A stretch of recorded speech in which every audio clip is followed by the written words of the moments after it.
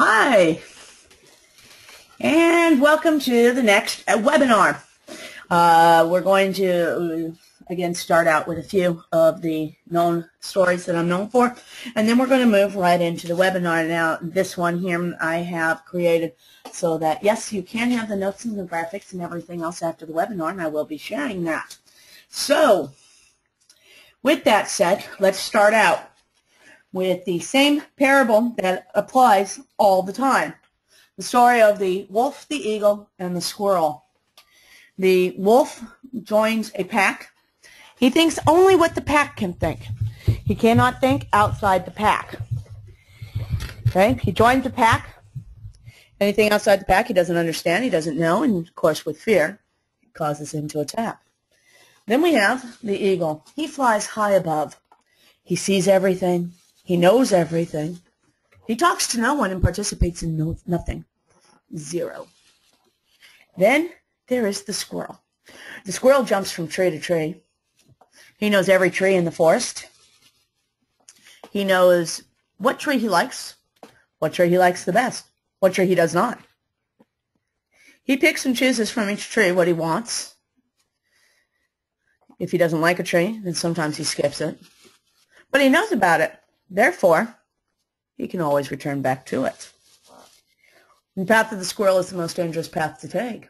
You're outside the wolf pack, and of course the wolf will be afraid of you because he doesn't understand you, and so he will attack. And the eagle, he's jealous of you. You know what he knows, but you're not afraid to do it.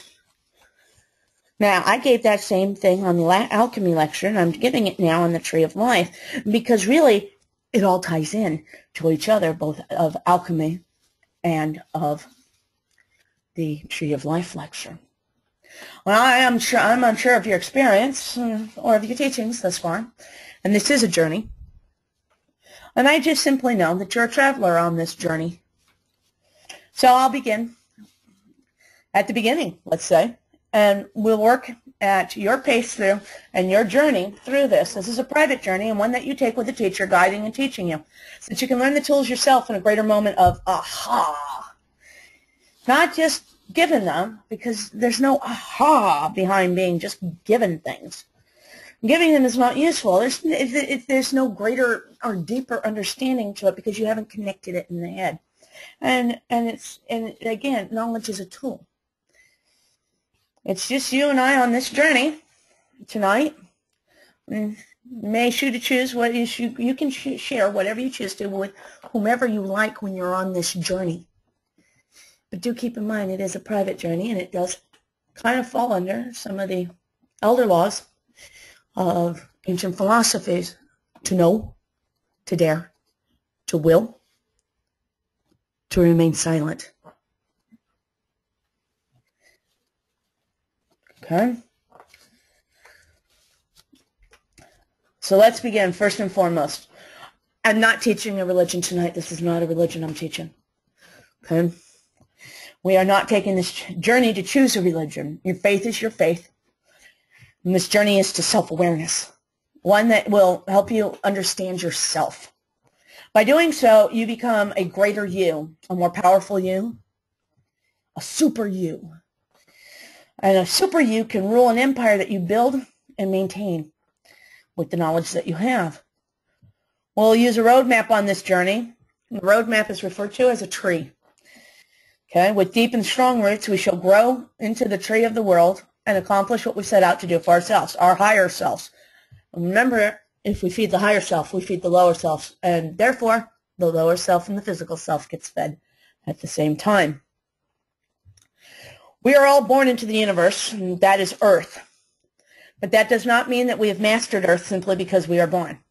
There is so much to understand about simply being here. The first landing has the meaning of the kingdom or the enclosure, and all physical matter may be expressed in the qualities of the four elements: fire, water, air, and earth. The basis of any stable enlightenment development is the maintenance of physical health through proper diet and exercise. Wrong diet, especially eating at inappropriate times, is a major cause of physical, emotional, and mental imbalance. And I know that a lot of the yummier foods out there are not alchemically correct, and we're not eating at the correct alchemical times. And I know the question is going to come up, how do we know where and what to do? There are sites, there are people who do things like that. I'm writing a cookbook on alchemy, on how to eat correctly and what the appropriate times and responses are. I know there's a couple of them out there. So, try to maintain that. The idea is the balance of the self and not the typical idea of diet. It's a 4-letter word, I know, to lose weight. This is not to say that one should go without or keep oneself from enjoying food or life, but rather to do all these things at the right time and in the right order when eating and drinking. Cooking alchemically would be the ideal way to support that balance. Another big one, stress management. It's a large part of maintaining the balance to the self. Some of the best stress management ideals consist of a combination of physical exercise and meditation. This combination allows the person to work both with the physical self and the spiritual self. Again, the lower self and the higher self, giving each of the higher self and the lower self a stress release. There are many exercises to choose from that allows the body to become disciplined, and it's not just simply worked out. A disciplined physical fitness routine may include, martial arts, yoga, swimming, dance, running after your horse, running from your horse, pushing your horse down as he jumps on you, any of those things, running after your dogs, it's a walk in a park, anything at all, okay, that requires discipline. Physical plane, it works on so many, there's, getting ahead of myself here, there are 4 disciplines on which the planes work on when you are preparing yourself to travel any tree. Physical plane, the 4 natural forces. It's a reconnaissance, a sensory awareness. It includes diet and exercise. Has a level of observation in physics. It doesn't mean you have to be a physicist. It just means that you have to understand the basic rules of physics. And the basic rule, number 1 rule of physics is energy never dies. It simply changes format. Okay? And things of matter, and things that you can touch, lick, smell, and see. Don't lick the person walking down the street. They might get upset. The astral plane is the second one. This is kind of the image of the young woman crowned and throned. Once the archetypal maiden, this young bride becomes the queen of the underworld.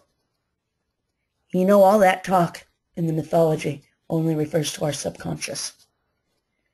That which we need to bring to the forefront of our minds to become whole. Our automatic responses. Third plane that we work on, it's the casual plane. That's kind of the personal unconscious. Includes the memories and repressed materials which must be raised to consciousness. These conflicts must be resolved before one is ready to confront the collective consciousness.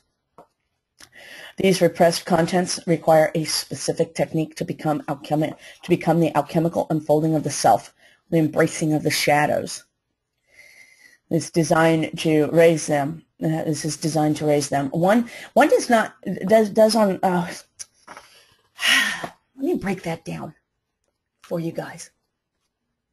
The little things that your parents yelled at you a lot, whether or not they meant it, it was really their issues.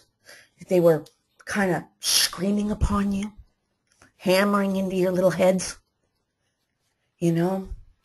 So-and-so's better than you. You're not good enough. We've all gone through them. When I went through school, if I got a C, it was the end of the world. Okay? And here's what my mom used to say to me. If I thought that a C was the best that you could do, then I'd be okay with having a dumbass as a child. And she goes, but you're not a dummy and you're just lazy. So get a better grade. And when you can go out and see your friends again. So I grew up And when I got to high school, I came home with a second place trophy for volleyball. And I was proud of it. And she said to me, that's good, because you know what second place is, right? First place for losers. And so I've grown up having to be the very best in everything that I do, even if it means killing myself to do it. Until I learned, you know what? Achievement's achievement. An achievement is an achievement. What difference does that make? You have to dance with those shadows. You have to understand all those things that you were told. You got to lose them now. Okay? Concept of going to hell, concept of going to heaven, the concept of being a dummy, the concept of not being worthy, the concept of having to be the best. Just stop. Enlightenment is the best. Knowledge is the power. And there is no time period for this, and it is not a race to the top of the tree, so don't push yourself that way. Okay? Now, if you don't raise these issues, okay, you're going to have problems as you get up the tree. They become almost demonesque on you.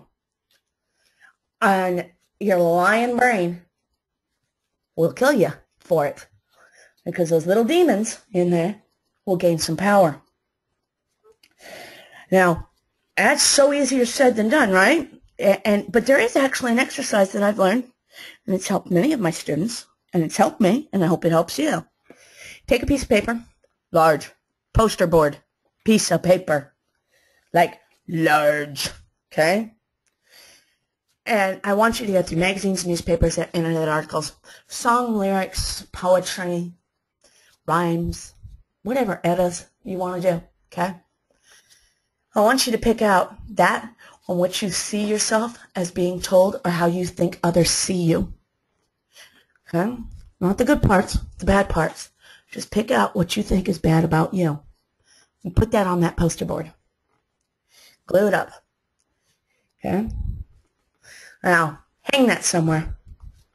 Painfully awkward somewhere, okay? With that said, I want you to take a picture off of that poster board every so often and put it in front of you and work on just that one piece. Find out where it came from. Find out why it came to you, whether or not it really does apply to you. And if it's not your luggage, go ahead and drop it off because you don't need it, okay? So, with that said,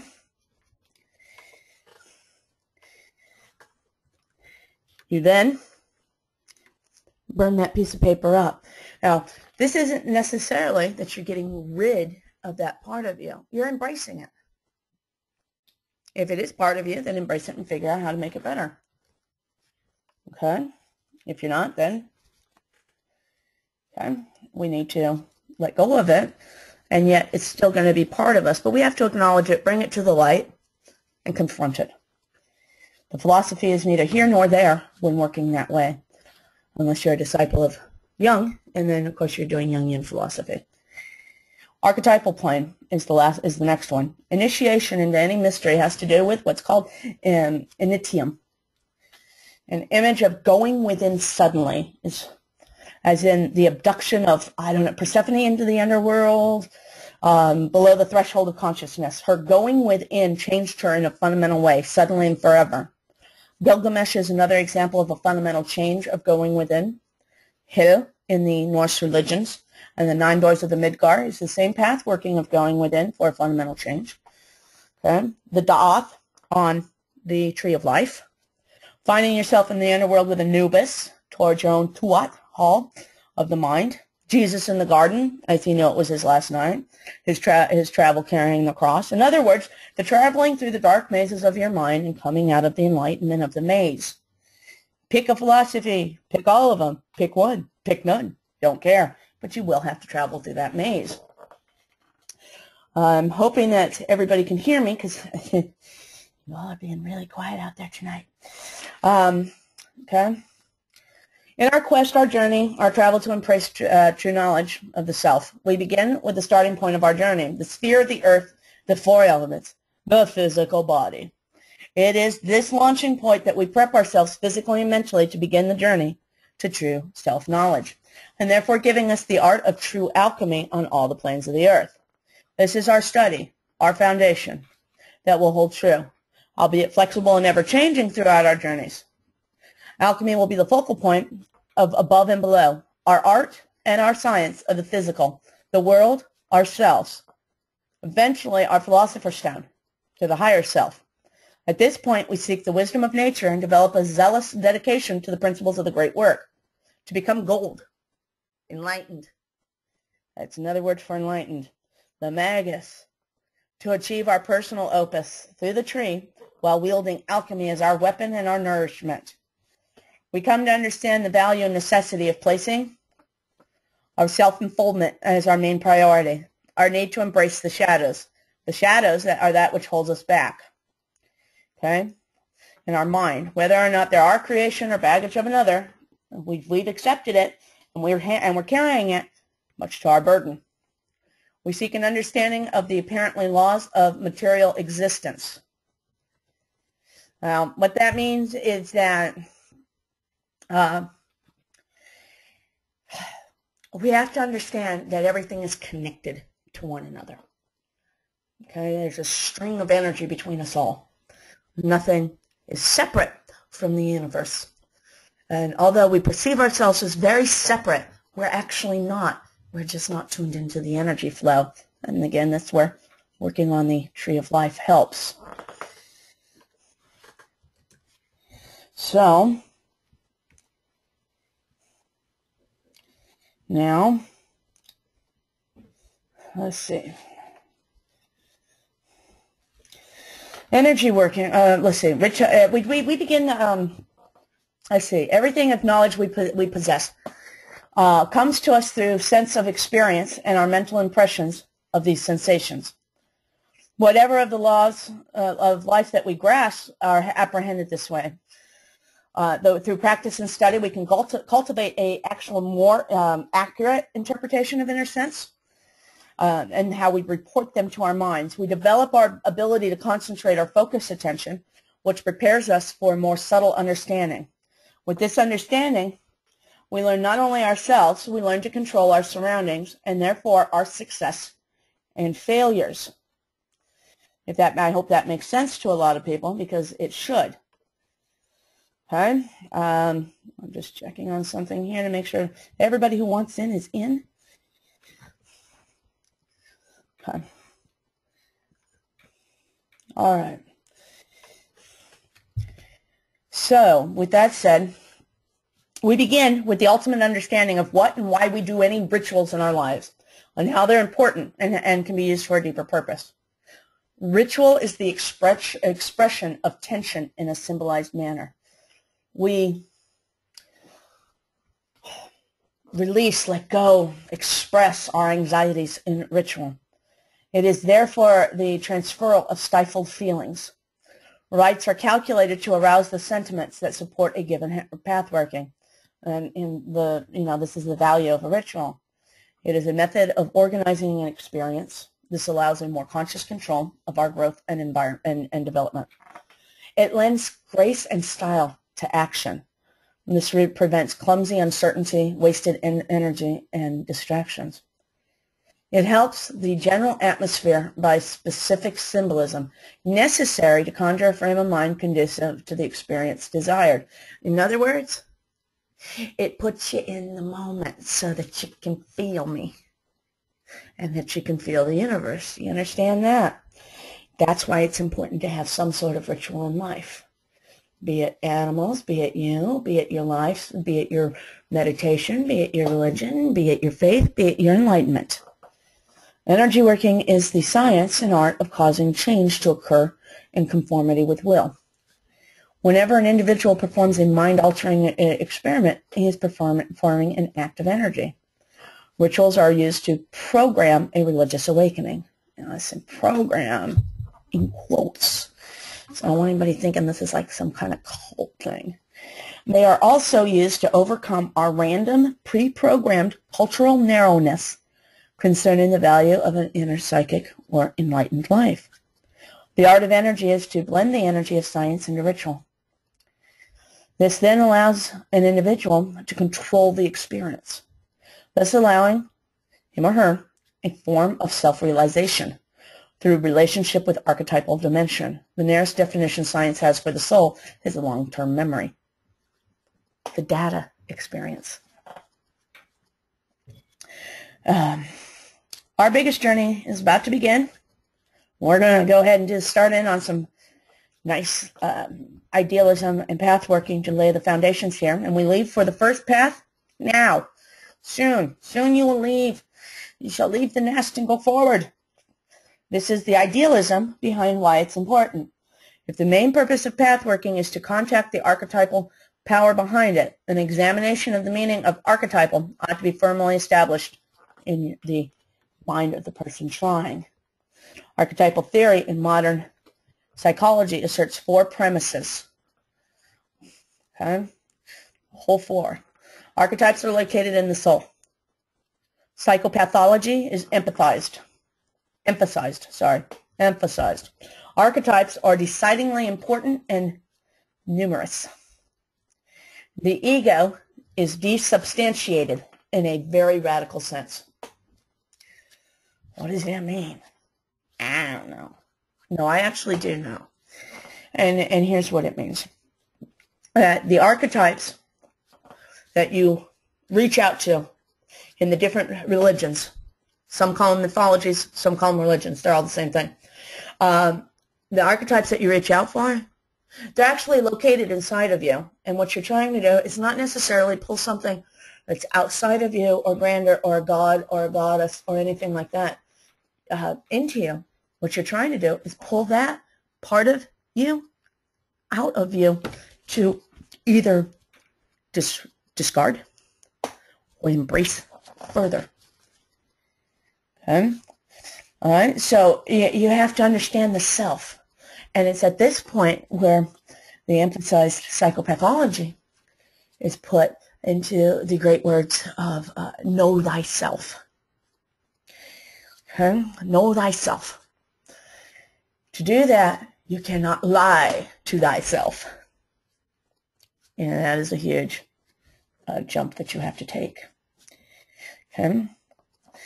Archetypes are important and numerous. And we should jump from mythology and theology and philosophy and religion back and forth. Why? Because it's necessary. Because it's one of those things that we have to have. And because it is a need to be the squirrel. Because every single one of them is a branch on the same tree. And the same tree gives you a different outlook. All right.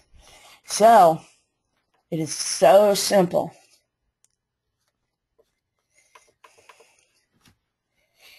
Any tree of life is based upon beliefs being the roots, the mind and body being the trunk, the leaves and the branches being the wisdom.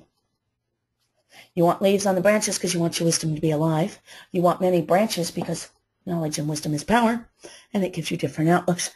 And have you ever seen a one-branch tree? Pretty sad. Okay? So, with that said, how many roots does a tree have? 1, 2, 40, 100. Going to make a big, strong tree, how many roots do you need? See, that's where you have to ask yourself, how many systems am I going to learn? Because they all create a base of a very strong tree. Okay. Tree of life is important in alchemy. Because in alchemy, you have to be the squirrel. You have to understand all the philosophies to understand and grab a relationship with the matter that's at hand. The same pulls true in your life. if you don't have enough knowledge or tools in your bag, to grab from, then you find yourself unable to do certain tasks and jobs in the life. Think of this, and if you're too young to know this, look it up. Watch something. It's called Felix the Cat. Okay, you must have that magical bag of tricks. That magical bag of tricks is your knowledge and your wisdom. Okay, and that will give you the tools that you need from all the belief systems to hold that tree up. How are the trees similar in life? Well, again, they're all just one tree with many branches, to be honest with you. They all follow the same pattern. They all follow the same workings, the same path workings, the same exercises, and the same pot of gold at the end of the rainbow, let's say. They just use different names. You say tomato, I say tomato. Okay? So that is how those work together. The pillars on the tree. It is so necessary to walk in a merciful pillar, a severity pillar. Learn how to balance those so that ultimately you work in a middle pillar. And what that tells you is you know when to have mercy and kindness, sympathy and empathy, but not be taken advantage of. And then you know when to hack someone's head off proverbially. No, don't do it really and say, I told you. But, to shank someone, to snap someone to, with no emotion and no rage and no anger, just simply out of necessity. You don't let your emotions get the best of you so that people can't get the best of you. Now, there's 4 worlds. We're going to use the Kabbalah tree up here as an example in how it applies to alchemy and unfolding in manifestation. Okay. So, now, that said, there are 4 worlds. You thought there was just one tree? There is not one tree. There is the tree repeated 4 times. Okay? Each tree is repeated 4 times with 4 very distinct ways of working it with a goal at hand. And for every, let me pull that up here, for every end of a tree, it's the beginning of the next tree. So in other words, the top house of the first tree automatically puts you into working the first house of the next tree. So your last step becomes your first step. And it all melds together so that you're not having this time of, so where do I go now? Because your last was your first, and your first is your last, and so on and so forth. And again, that goes to the Ouroboros, which is for every beginning there is an end, and for every end there is a beginning.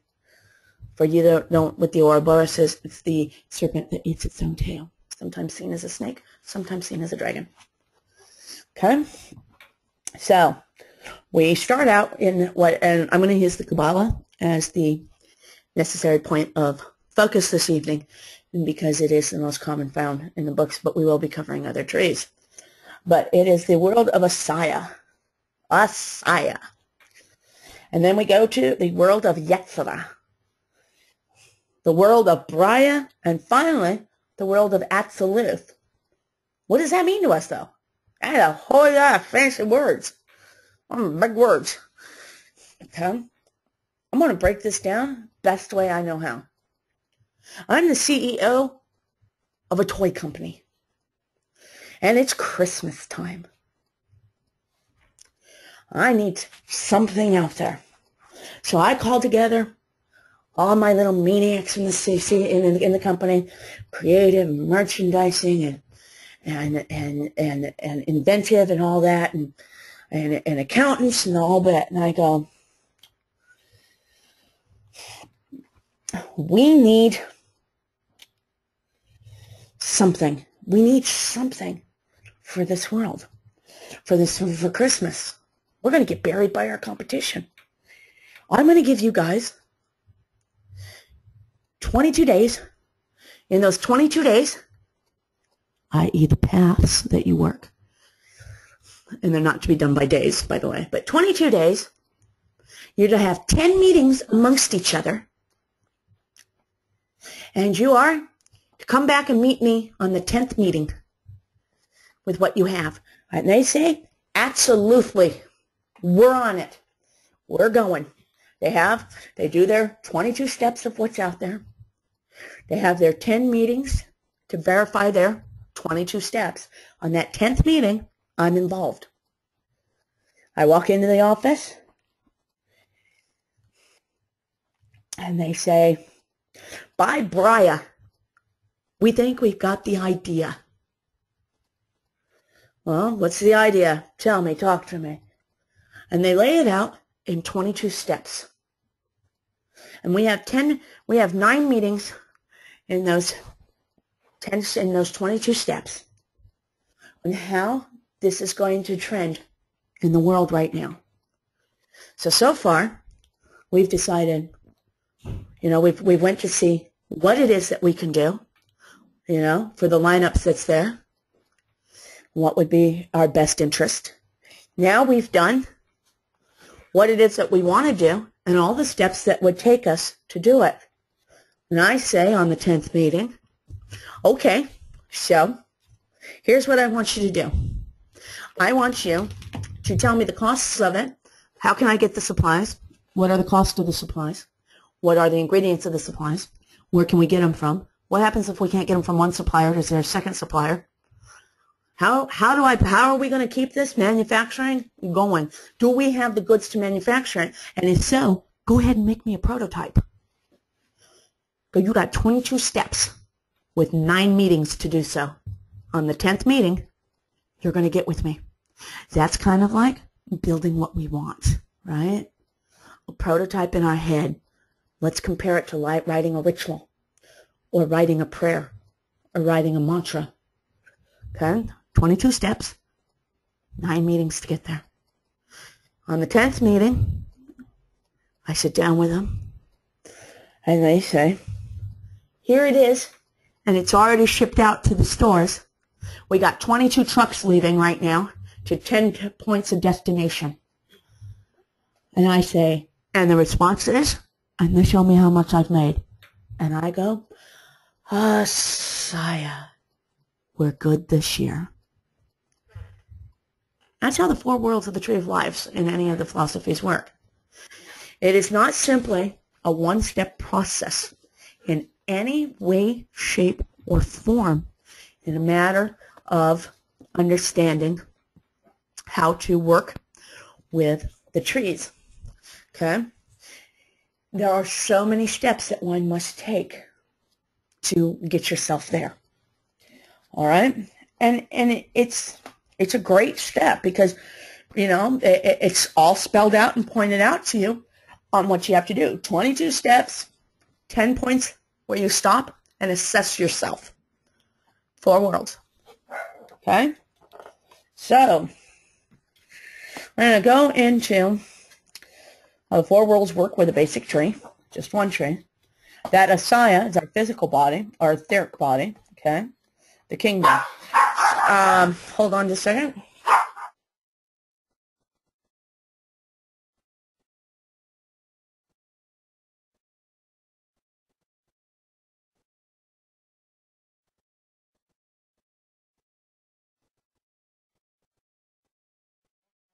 I'm back.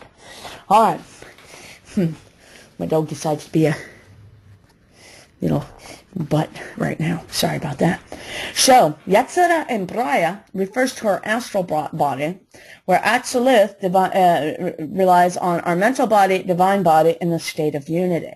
So if you want to take a look at those 4 worlds, it's working on the self, working on your energy, working on your mind, and then working on your enlightenment.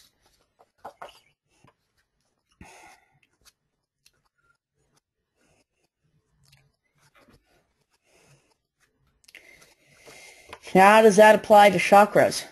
Well, here you go right here. Beautiful chakras. Okay, the chakra system actually runs the middle pillar of the tree of life. And it runs through what you understand as the raising of energy that needs to be made.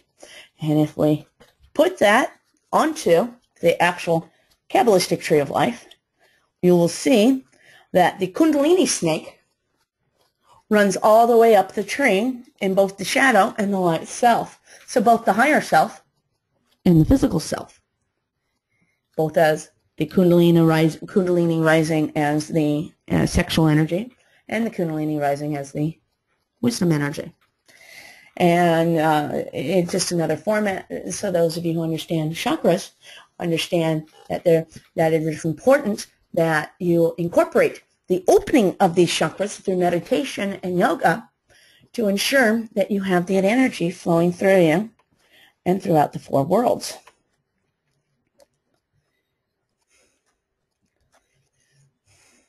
Going to the next. Shows man on the tree.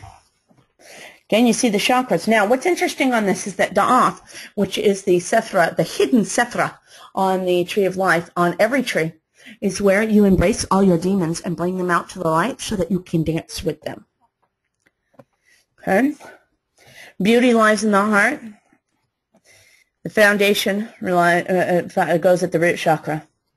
Your hands, which is interesting enough, on the hands of man, lie upon mercy, on severity, knowing when to wield which. Okay? Your head has the above triangle, which shows wisdom that comes down, should tell you how that knowledge is to be applied to both the mercy and the severity. And your feet must always remain in the Asaya world of action. In other words, it's great to have your head up there in wisdom. But if you don't act upon it, if you don't push it into your life, if you don't incorporate it into the ritual of living, it doesn't help you. You become very lost in your head and unable to actually manifest in this world. Now, with that said, you know, when you go up the tree on the Raya, Absolute Asaya, and the Yetzirah world, if you're going up the tree, you're creating what you want. You bring it back down in just the opposite direction to manifest into this world. In this instance, your head's in Doth, your hands on mercy and severity. You go up in a ritual of manifestation of focus of magic or prayer or mantra, whatever you want, to come back down to manifest into this world. So you not only unfold your manifestation in this world, you also use that to unfold the mind in the Jungian archetypal system. Meaning, I have a whole lot of paths with a whole lot of meetings with myself to unfold myself to what it is that I want to get to at the top of the tree, so that I can rebuild myself with new ideas that I've learned, old ideas that I've embraced, and rebuild a better, bigger you.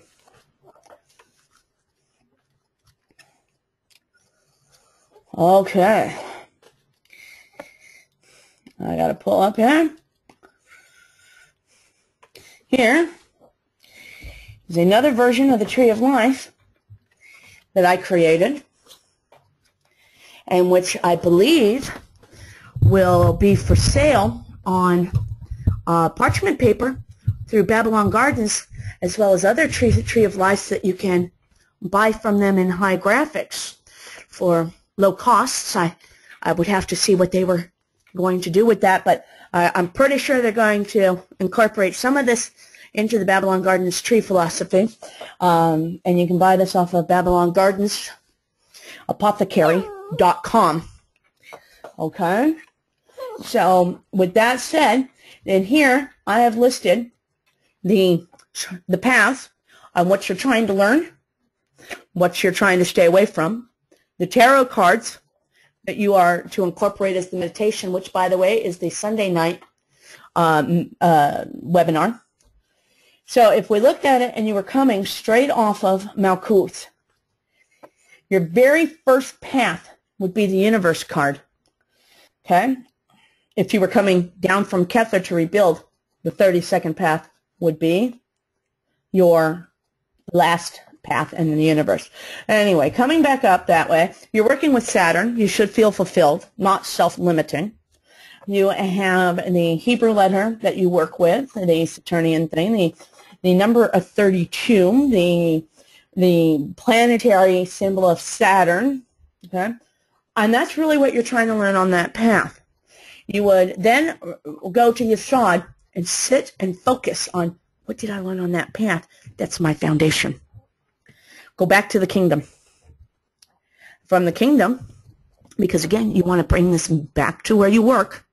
The kingdom, you go to the 31st path. Judgment card. Hebrew letter Shin.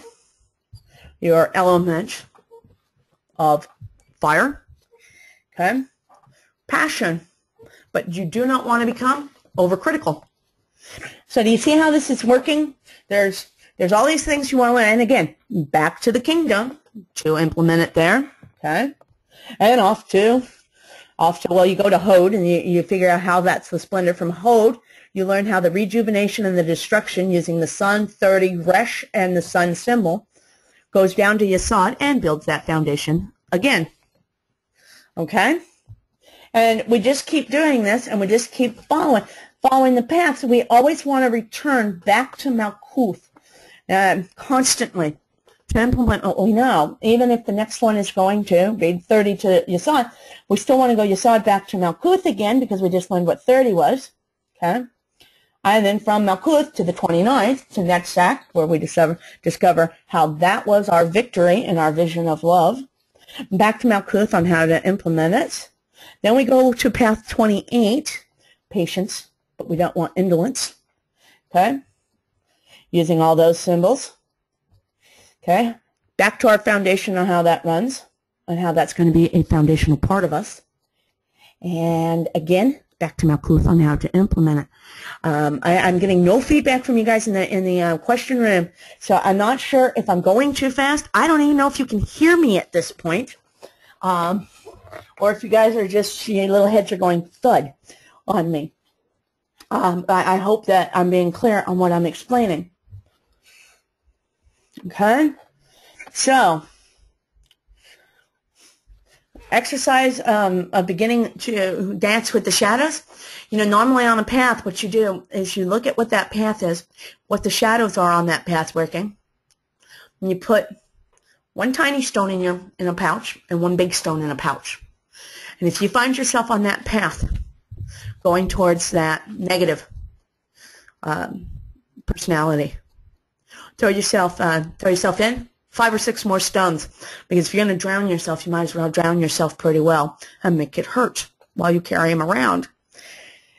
If you can find that you have embraced that good concept, take out the big stone and you're left with a little tiny stone. Why is it little tiny stone? Why isn't the other way around? Because our fears, doubts, and guilts work against us twice as hard as the attaboys. So you've only got small things. Okay. Now, the Egyptian tree of life. How does that? Let's go into the different trees, yeah? Because I like the different trees. The Egyptian tree of life. You have the higher aspect of Amun-Ra, or Ra, sometimes just called. This is the undifferentiated peace that is our true self. It's what is above the head. Every religion in the world, after their prayer, incorporates some sort of the name Amen, Amen, whatever. Okay, there's some sort of sense of it. That is who is the God of gods. And we must eventually reconnect using the tree of life to cultivate our spirit through existence of lifetimes of unrelenting pursuit or enlightenment. The udder and the philosopher's stone. Okay, I want to show you what you're looking at basically. So, here we go. Amun is right there at top. The concealed, the source of power. Call it the universe, the God of gods, whatever you want to call it, nature. Okay? Okay, our next one that we're going to go to is the first house on the tree of life, which is Esther, or the omnipresent house. The house or state of mind and enlightenment represents the oneness of the universe, represented by Amenhotep, Christ, Buddha, Odin, Allah, any of the scribes and prophets of any of the religions. And you'll see that's house number 1 there. That is the first manifestation of the Supreme Being, the true self. It's the activity to control one's life's events. Okay. It's all days of the week. Its color is white. Of course, again, a better idea of this can be bought at Babylon Gardens, apothecary.com. And I'm going to see if I can't talk the president into putting it all together as a package of all the trees of life inside an envelope that you can buy on parchment papers so that you can have those all nicely in your room for you. I'm going to see how far I get, but I'm pretty sure I can get far on that. So, all right. The second house is the tree of life. It's Tahuti. That's the Egyptian name for the god Thoth, the ibis, the bird-headed god. Okay? Or the omniscient house. The house is the all-knowing state that that has the series of the 9 axioms. Axioms are like the 10 commandments or something. They're commandments, they're rules, they're sayings, they're the proverbs, they're the rules that they live by. So the second house, you learn to completely and utterly control the 9 axioms. Okay. Now this is the ability to manifest the indwelling divinity and to be able to resolve any problem. It's knowledge, but without tapping into intuition. In other words, it's kind of like common sense or book smarts versus what I feel in the gut of my stomach. Okay. Number 1 axiom, the principle of mentalism, the all mind. The all is the mind. The universe is mental. 2, the principle of correspondence. As above, so below. As below, so above. 3, the principle of vibration. Nothing rests. Everything moves. Everything vibrates. 4, the principle of polarity. Everything is dual. Everything has poles. Everything has its pair of oppositions. Like and unlike are the same. Opposites are identical in nature, but different in degree. Extremes meet now. All truths are but half-truths. All paradoxes may be reconciled. Okay. 5, the principle of gender. Gender is in everything. Everything has its masculine and feminine principles. Gender manifests on all planes. One is neither one-sided or completely masculine or completely feminine. Everything has an aspect. Okay? And that manifests on all planes. That's why it's really the base of alchemy there. Understanding that is truly a key. The principle of rhythm. Everything flows in and out. Everything has its tides. All things rise and fall. The pendulum swing manifests in everything. The measure of the swing to the right is the measure to the swing to the left. And the rhythm and patterns compensate. Okay? The principle of causality. Every cause has its effect. Every effect has its cause. Everything happens according to law. Law is pattern and rhythm. Okay? Chance is but a name for a law not recognized. There are several planes of this, and nothing escapes the law. The principle of growth and creation. Growth is manifestation of size altering from one point in time and space to another. Creation is a manifestation of beginning. and on to a specific designated point as found in the seed of thought that initiates the idea of creation. What is that really saying to us right there? Your thought creates the action that's about to create the manifestation that will eventually get you to your goal. And how does that help you? Well, you can do all the right actions outwardly, say all the right words correctly, set your goals perfectly. But in the back of your mind, if you keep saying, I can't, cannot, I cannot, you won't. You won't. If you say, I'll never achieve it, guess what? You won't. I can't ever have that. Okay, you won't. The mind is the principle of growth and creation. The principle of breathing. Everything appears to be breathing inward and outward. This appears to be the principle by which one acknowledges life. But in actuality, true life existed before the breath, or the necessity to breathe to exist. Oh, how does that help me? Normal breathing, you learn the different types of breathing because life existed before there was a breath. And I don't want that used in the essence of some sort of political fight on fetuses born at birth, whatever. It's the concept that a creation of the mind begins before you say it. But how you say it then gives it its breath of life, if that makes sense to you. Okay? The third house on the tree of life represents Seker, or the omnipotent, omnipotent,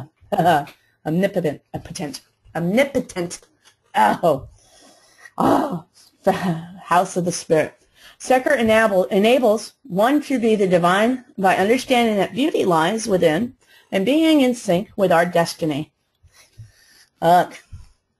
People think that destiny is one way. I say I control my destiny. If you don't want to control your destiny, then you're leaving it up to faith, and I don't really have that much regard in faith. But you can. But in this essence, when you're working the tree of life, you're not leaving everything up to faith as much as you're leaving everything up to wisdom and knowledge. And then wisdom and knowledge is then destiny controlled. Okay? Fourth house on the tree of life is Ma'at. Ma'at is the divine law. This law is represented by 42 principles of Ma'at that are found inside the hall of Tuat. Oh, what is the hall of Tuat? Okay. In the Egyptian philosophy, you die, and your spirit goes up. It goes down into the underworld first, and you find Anubis. And Anubis leads you through that maze, and he takes you to what's called the Tuat, which is really a courtroom of sorts. And Anubis takes you there, and he stands with you, and he's like your lawyer. And the prosecutor is taught, and he's not passionate about prosecuting you. He's just reading out all the good deeds you've done in your life and all the bad deeds that you've done in your life. And your heart is placed on a scale. And on the other side of the scale is a feather. And if the feather outweighs your heart, you get to go to heaven. And if it doesn't outweigh the heart, then Sebek, who is this crocodile-headed executioner, comes and eats your soul, and you go forever into the abyss. Now, how is that possible? Well, the laws, the 42 principles that Ma'at and the goddesses of the Ma'at Tuat, which include Isis and Nephthys and Sekhmet and so on and so forth, well, they weigh those laws against what you've done. Here's the good part. All you had to do is just be a step better than the gods. How is that possible? And we already look at the whole Christianity. How in the hell am I going to be better than that God? Here's the great thing about ancient religions. Your gods were messed up. Your gods were totally messed up. In the Egyptian philosophy, Set married his sister, Nephthys. Nephthys cheated with her other brother, Osiris. Osiris and Nephthys had a child that they named Anubis. Set figured out Anubis wasn't his, so he kicked him out to live on the street. Isis tricked Ra, who was her father, and married Ra's child, who was now her brother.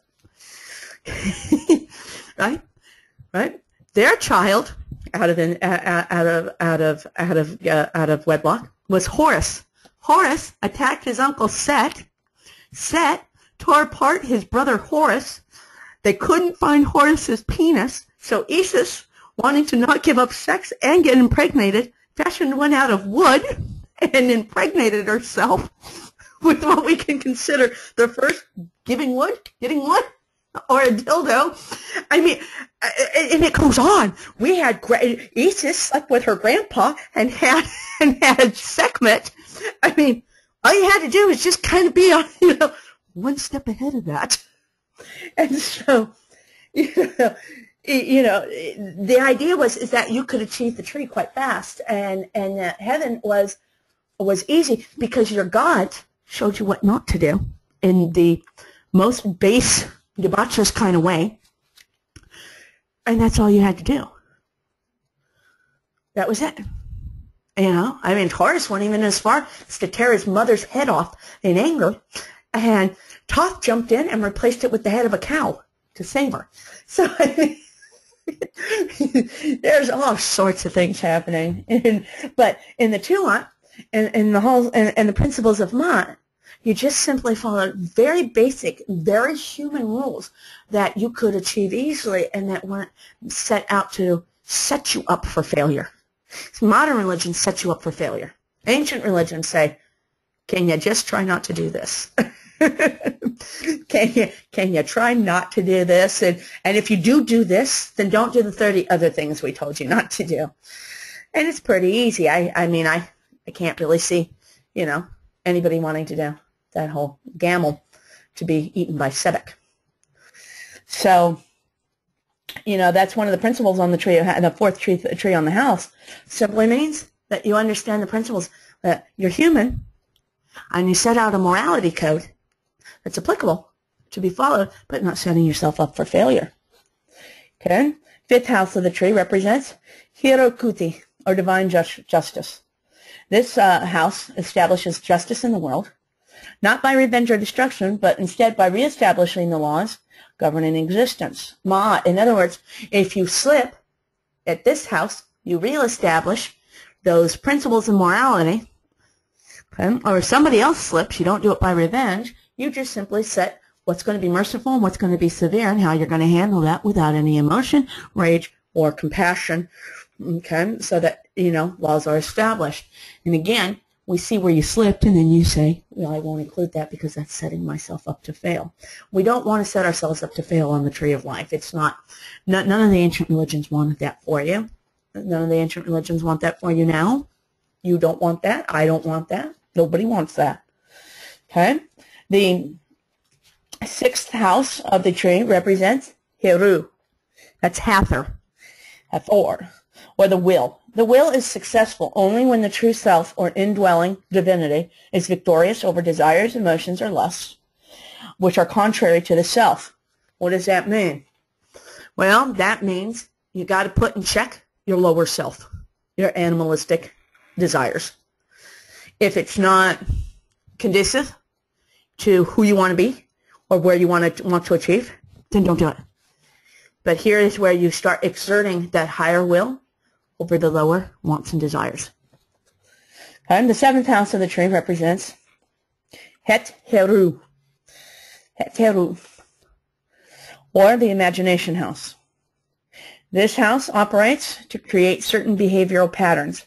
It must also be programmed because it is in the house that we could possibly perceive our happiness as being contrary to the will of the indwelling divinity, and therefore get stuck on the low level of the tree. What does that mean? We set our standards too high. Okay? At this point, we have to lower them, but not lower them enough to where that we get stuck on the lower self. but not higher them enough to where the lower self starves and dies. Simple, simple, right? The 8th house is the tree of life that represents Sebek. Remember that? And Sebek, the god, the alligator, crocodile-headed god that we just talked about. Or the intellect house. Most people in Western society can only achieve Sebek.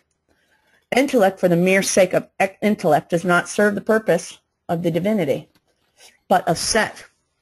Set being the Egyptian god Set that I'm talking about. What do I mean by that? I mean that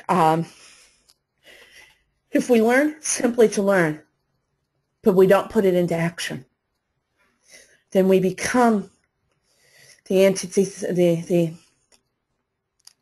anti-god of our own mind. Set was cold and calculating. He killed not out of passion, but out of pure intellect. In other words, it served no duty. It served no purpose.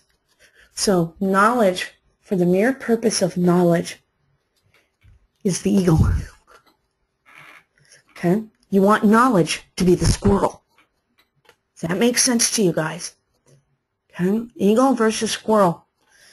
Okay? Get nothing done up there, but you can get a whole lot done down here. Okay? And the 9th house on the tree of life represents Set. Set, fancy Egyptian name, Isis. I don't want to hear no Isis thing. There's no long E's in the Egyptian language. Stop it. It's Isis. Okay? The goddess. This house is necessary to go into trance and reprogram your being. Set, Isis, is the vital part of reconstructing All-Sail is yourself. But first she must go through sorrows and give birth to the will. Okay? What does that mean? It means that, you know how painful it is to cut things out of your life that are not serving you? Friends, family, loved ones,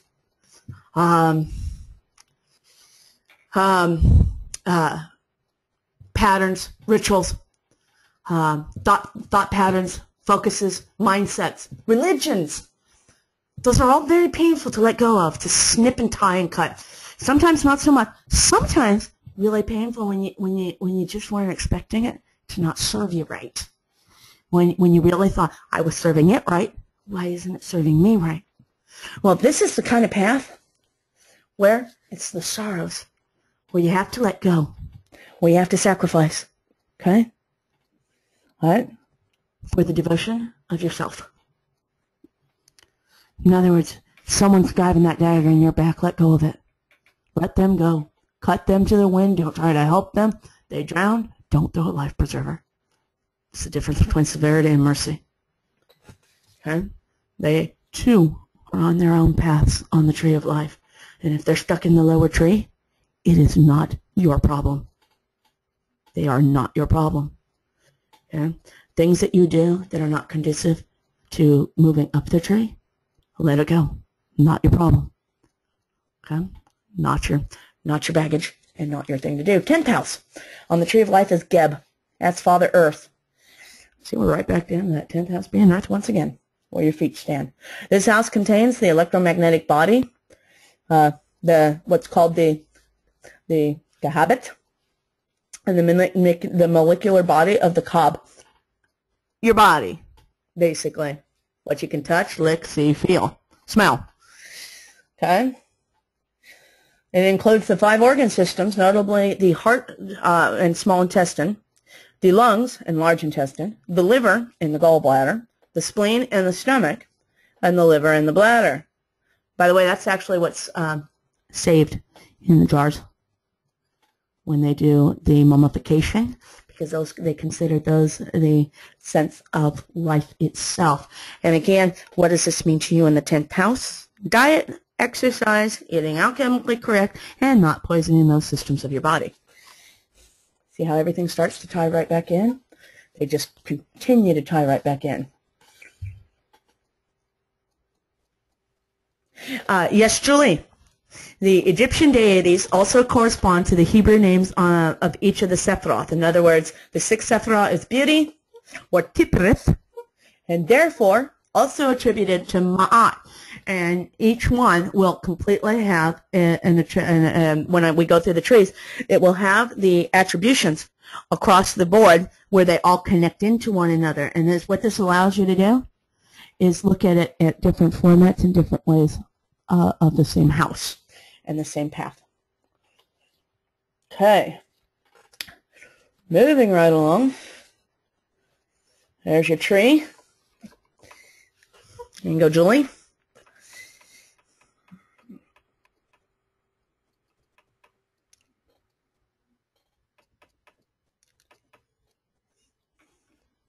And we're going to go move on right on to Norse. Here is our 9 worlds on the Norse tree. That's actually a wonderful thing. And again, I'm going to promote this because I love the trees. I love trees of life. I really do. And I like to have them on me and around me at all times. And these drawings are on in Babylon Gardens Cafe Press Store that you can place on anything. And again, yeah, I'm pretty sure the president's going to allow these to be printed nicely for package deals. Okay, but you have the Yggdrasil tree. To the Asgard, that's where the gods live. To the Midgard, that's where we live. And if you look at all the roots of what you have to learn and understand to move up the tree, you'll see that the serpent of the Midgard is all around the Vanaheim, Jotunheim, Muspelheim, Niflheim, Svartalfheim, Niedervalir, and Elfheim. Okay? Those are all the things you have to learn, and how's that going to help us? Now, they become the tree of life in the sense of, in the middle of the Asgard where the gods live is Yggdrasil. Yggdrasil is the tree of life. It is the eternal green ash tree. The branches stretches out over the 9 worlds and extend up and above the heavens. Yggdrasil is carried by 3 enormous roots. The first one is Asgard, the home of the gods. Okay. And it's also called Earth's Will. This is where the gods held daily meetings. The second root is down to Jotunheim, the land of the giants. This root is Mimir's well. And the third root goes down to Niflheim, close to the well of Havagalamir. It is here that the dragon, Nidhugg, gnawed on one of the Yggdrasil's roots. Nidhugg is also known to suck the blood out of the dead bodies. At the very top of the tree there lives an eagle, and down by the roots there is that dragon. Okay? And the eagle and the dragon are really bitter enemies. That's your higher self and your lower self. Bitter, bitter enemies. Okay? Now, there is a squirrel named Ratatosak, and he's spending a lot of time each day running up and down the tree. And he does whatever he can to keep the hatred between the eagle and the dragon alive. Every time Nidhogg says a curse or an insult about the eagle, the squirrel runs up the top of the tree and informs the eagle what the dragon just said. The eagle is equally rude in his comments, and the squirrel just loves to gossip, so he runs all the way back down to his to keep them constant foes. So, what does that mean to you? Your mind is the squirrel, and it runs between your higher and lower self on the Norse tree of life, and it causes as much damage as it possibly can between the two sides of your brain. Okay? So, Nibelhood, the dragon, that's Malkut, or the 10th house, goes to Niflheim, up to Svartalfheim, to Nidavellir, to Alfgard, to Midgard, to Vanaheim, to Asgard, all the way up till you reach Valhalla, which is the Enlightenment. So, we'll be putting that on there. I want to show you here on the Tree of Life. And here's the thing. I'm not going to keep going through every single mythology, house by house, because they're the same definition with just different names. So I'm just going to cover the names. Okay? So here you go. Yourself and ongoing situations. There's your runes for you runic people. Okay, what you're facing, your strengths and weaknesses, and what you should be applying in those trees. And so your runes then go to a certain tree, and we know that each tree goes to a certain god, and each god in the Norse religion goes to a certain of the 9 worlds, and that will tell you where you're supposed to be. Okay, and this is the easier one to do. Okay, let me pull up this one. Not so easy. Let's see. Here we go. This is in the Tree of Life, done by several people. I've done one too. This is mine. This tells you, good Lord, because they're similar in religion, the Santeria and the Vodou correspondences to the houses and to the paths. I've also placed on the outside the Crowley cards, since on the other tree I had the Rider Waits. So, on the top of Keter, you would have Dambala and Aida Widow for Voodoo. Santeria would be the Orisha, Ola Dumare. Okay. You have the second house, Chachma, with the Loa, Nanan Bambu, and the Orisha, Olufe. Olafi. In the third house, Bina, you have the Loa, Gede, and the Orisha, Oya. Okay. And of course, it shows there that you have like a Mambo and Santero, and it's the serpent. And on the second house, you had the Holon on the Santero, and that represents the drum in those religions. In the Da'ath, where it is the high priestess or the wild card of the aspects, it's the Bawons. And the Bawons are the non-existent vessels. Okay. In World 4, you have Chesed with the Loa, Agwe, and the Orisha, Opatala. In the 5th world, you have, in Gibra, you have the Loa, Ogun, and the Orisha, Ogun. In the 6th house, Tipirit, you have the Loa, Legba, and the Orisha, Ilegwa. And that is the crossroads and the machete there. If you don't know what the machete does, it's a really cool trick that you use. You take it, and it's part psychological and really part magic. You take a machete, a very sharp machete, and if you have 2 people telling different stories to you, and you want to find out which one's the liar, make each of them hold the machete in their mouth with their teeth. So it's a small machete, not one that's going to break the jaw out. But you have them hold it in their mouth, and you have them repeat their stories. You know why? Because the liar has to concentrate on his story to make sure he's getting it right. He'll be nervous. He'll flick. He'll cut his tongue or his lips. Or he won't even put it in his mouth because he doesn't want the punishment. The person telling the truth will bite that machete because they can concentrate on where their tongue is, where their lips are, and their mouth, because the story is the truth and they don't have to focus on that, and they're not nervous. I got to tell you, over the last 19 years, I've had about 13 people bite the machete. And about 6 of them refused to put it in their mouth.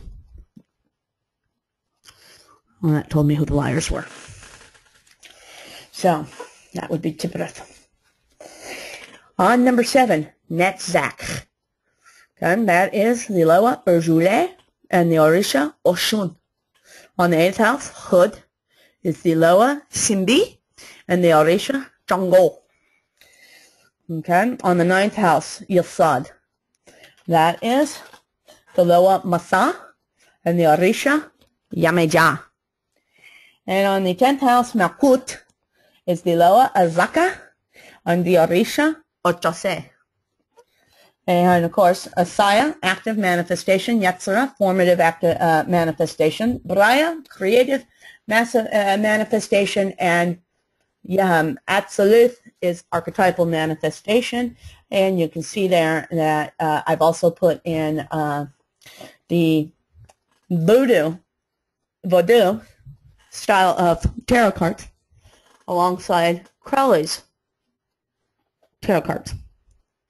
Again, a nice, beautiful format of this will be in the packages. So, let's see. The correlation between the Tree of Life and the voodoo, we saw that was Kether Dambala and the Aida Widow, Hachman, Nanambadu, Bokru, by Dina Gaden, Doth, and the non-existent vessel is the Bawoons, Chasser Agwen, Gibra Ugun, Tipret Legba, Netzak Uzule, Hod Simbe, Yasad Masa, Malkut Azaka. Santeria, went a little further. I actually am in the process of making this tree so that it'll be available to Babylon Gardens. And that is Ola Dumare with Obatala. Obatala in the idea that is Risha Mala, Ala Mere, Orisha Kokabok, Ala Balanche, Orisha Orange, Anase, and so on and so forth down the lines that we just discussed with the Yamaja and the Dadam, and then I've got them set out to the paths on what you work with. So you'd start on the 11th path, working with Efefe or Orungan. 12th would be Osenie, Alune. 13th is Oshu, El Buhu, Ochose, and Jamaja, Pongo, and Anase. Now again, these are just all the archetypes that you're trying to learn to understand those paths. And it's wonderful because each mythology's archetype is just a wee bit different than the next. And so it really gives you a good idea. And in this format, and since this is being recorded in movie format with my screen showing, I'm actually just going to go on down in the path with the 32 paths. And here we find ourselves at the Christian tree of life. On the Christian tree of life, the crown is the father, so Kether would be the father, but there. Okay. The root, okay. Branch number 2 is cognition, prudence, that's the Holy Spirit. Okay. Branch number 1, though, is wisdom, and that's the Son. Branch number 3 is clemency and goodness. That's Sephiroth number 4. And that is, again, the Father as in El, which is like El is like a Lord. You have branch number 4, which is Sephiroth number 5, is powers or severity. Again, we go back to the sun, but that would be Elohim Gibel, the Son of Gods. Okay. And grace and excellence is branch number 5, which is Sephiroth number 6. That's the Holy Spirit. Again, that's grace and excellence in the format of the Bible name of Eloah. In the branch number 6, which is Sephiroth number 7, triumph and victory. That is Jehovah Sabaoth. Okay. Praise, honor, and beauty is branch number 7, Sephiroth 8. Elohim Sabaoth. Foundation and redemption is branch 8, Sephiroth 9. Omnipotence. El Chai Ve'el Sadeh. Okay. And then the bottom, which is the 10th Sephiroth, branch 9, the kingdom, which results to Malkut, lies, the thrones, the powers, the principalities, the angels, the souls, the Sephiros, the archangels, the virtues, the dominations, and the cherubs, all again based to, starting from the beginning of the thrones, Bina, Gibra, Netrak, Yesod, Makut, Esed, Hod, Tiprit, Chesed, and Chachma. The I Ching Tree of Life is right here. Keter, Taute, okay, Chachma, Yang, Bina, Yin. Okay, the Da'ath is the Lingam. Chesed is water. Gibra is fire. Chesed is, Netzach is earth. Tiprith is the sun. Hod is air. Yesod is the moon. And Malkut is the Yone. Okay, so that helps if you're studying I Ching, because it gives you the I Ching things. There'll be a clear graphic, again, available through the great gracious that keeps this lecture going. All right. I'm going to tie up this lecture and open this up to questions. I want you to take a good look at this tree. Look how many roots are underneath it. Look at how grand and great and deep they go. Look at how they intertwine. That's the aspect of a tree of life. That's the aspect of a perfectly enlightened person. And that is the alchemy of the self and the alchemy of spagyrics. Everything began in one place as a seed. Everything is heading to be a tree. They have so entwined, begged, borrowed, and stole from each other that they're so similar, and yet they can't see the similarities with each other. It's just a different aspect of looking at something from a different point of view. How does that help us? It opens us up to get many angles of the exact same knowledge. With that, you have your aha moments. Okay? So below every tree that has stood for centuries, it's a root system of such extreme knowledge that runs deep and ancient that it kind of looks like that photo right there. Now, before I open this up to absolute questions, one last thing.